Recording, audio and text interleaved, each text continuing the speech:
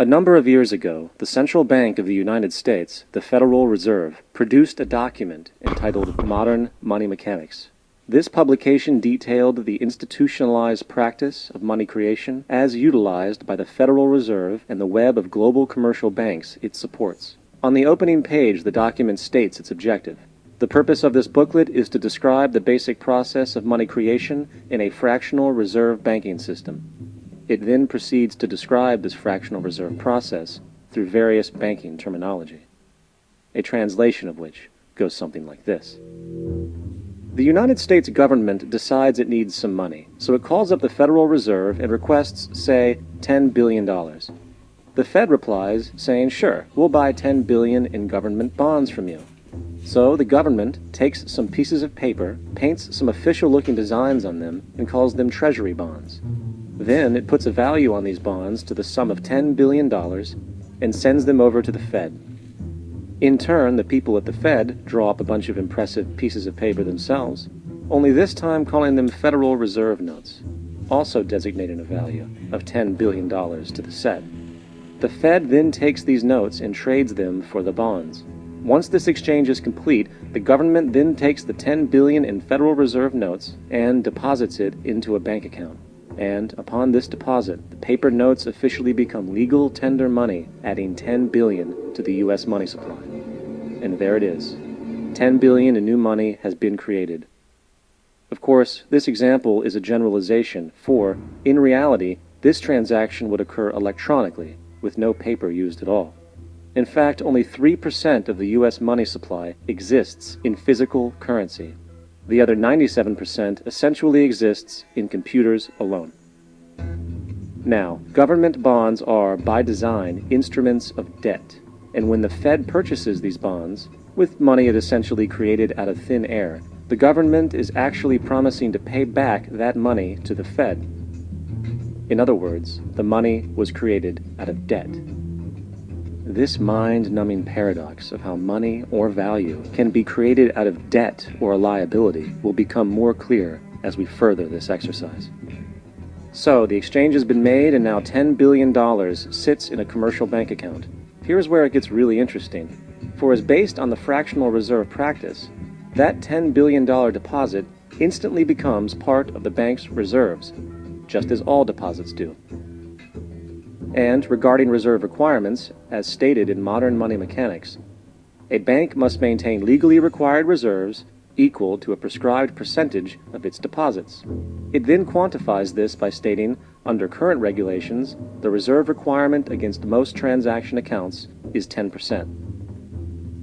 This means that with a $10 billion deposit, 10% or $1 billion is held as the required reserve, while the other $9 billion is considered an excessive reserve and can be used as the basis for new loans. Now, it is logical to assume that this $9 billion is literally coming out of the existing $10 billion deposit. However, this is actually not the case. What really happens is that the $9 billion is simply created out of thin air on top of the existing $10 billion deposit. This is how the money supply is expanded. As stated in Modern Money Mechanics, of course they, the banks, do not really pay out loans from the money they receive as deposits. If they did this, no additional money would be created. What they do when they make loans is to accept promissory notes, loan contracts, in exchange for credits, money, to the borrower's transaction accounts. In other words, the $9 billion can be created out of nothing simply because there is a demand for such a loan and that there is a $10 billion deposit to satisfy the reserve requirements. Now, let's assume that somebody walks into this bank and borrows the newly available $9 billion. They will then most likely take that money and deposit it into their own bank account. The process then repeats, for that deposit becomes part of the bank's reserves. 10% is isolated, and in turn 90% of the $9 billion, or $8.1 billion, is now available as newly created money for more loans. And, of course, that 8.1 can be loaned out and redeposited, creating an additional 7.2 billion, to 6.5 billion, to 5.9 billion, etc. This deposit money creation loan cycle can technically go on to infinity. The average mathematical result is that about $90 billion can be created on top of the original $10 billion. In other words, for every deposit that ever occurs in the banking system, about 9 times that amount can be created out of thin air. Money jitters? Ask the obliging Bank of America for a jar of soothing instant money, M-O-N-E-Y, in the form of a convenient personal loan. So, now that we understand how money is created by this fractional reserve banking system, a logical yet elusive question might come to mind. What is actually giving this newly created money value? The answer? The money that already exists. The new money essentially steals value from the existing money supply. For the total pool of money is being increased irrespective to demand for goods and services. And as supply and demand finds equilibrium, prices rise, diminishing the purchasing power of each individual dollar. This is generally referred to as inflation, and inflation is essentially a hidden tax on the public. What is the advice that you generally get? And that is inflate the currency. They don't say debase the currency. They don't say devalue the currency. They don't say cheat the people who are saved. They say lower the interest rates. The real deception is when we distort the value of money. When we create money out of thin air, we have no savings, and yet there's so-called capital.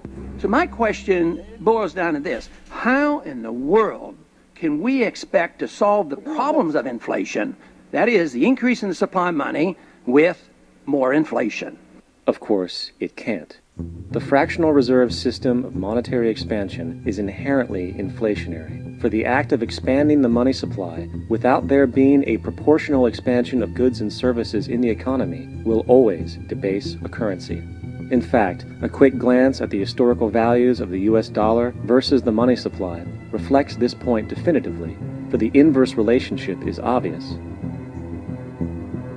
$1 in 1913 required $21.60 in 2007 to match value.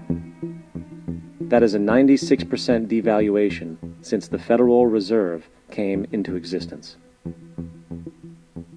Now, if this reality of inherent and perpetual inflation seems absurd and economically self-defeating, hold that thought, for absurdity is an understatement in regard to how our financial system really operates. For in our financial system, money is debt, and debt is money. Here is a chart of the U.S. money supply from 1950 to 2006. Here is a chart of the U.S. national debt for the same period. How interesting it is that the trends are virtually the same. For the more money there is, the more debt there is. The more debt there is, the more money there is. To put it a different way,